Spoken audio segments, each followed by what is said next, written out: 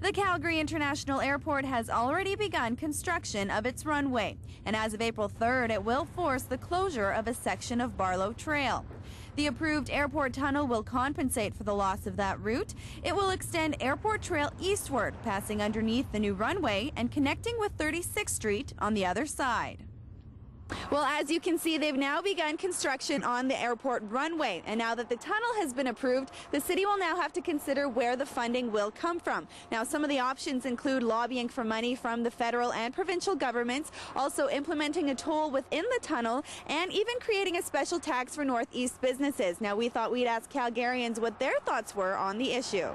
Personally, I think it's something that should be looked into in great detail. It's probably something that's going to be needed down the road, maybe not at the present time, but if it's going to save the taxpayers some money, probably in the short term, it might be something that should be looked at. So, well, I think that maybe some people think it's not necessary now, but in 10 years from now, we'll all be cursing if they don't build it. And in Calgary, we always build for today. We never have the vision to build for tomorrow. All of our road infrastructure is so far behind. Let's build her. That's too much for, they should spend it somewhere else for traffic around the city, more than a tunnel just for the airport. To gain a better understanding of the controversy involved in this project, we thought we'd outline some of the pros and cons. By providing motorists with a new east-west route to the airport, the tunnel would ease congestion on Deerfoot Trail.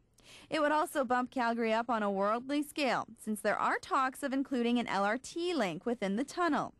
But with a $295 million price tag, it is costly, and some citizens believe the money could be spent on other infrastructure.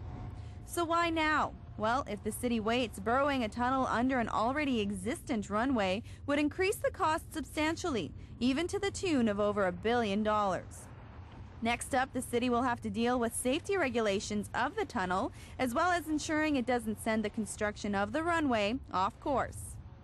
For Shaw TV, I'm Nicole Ayotte.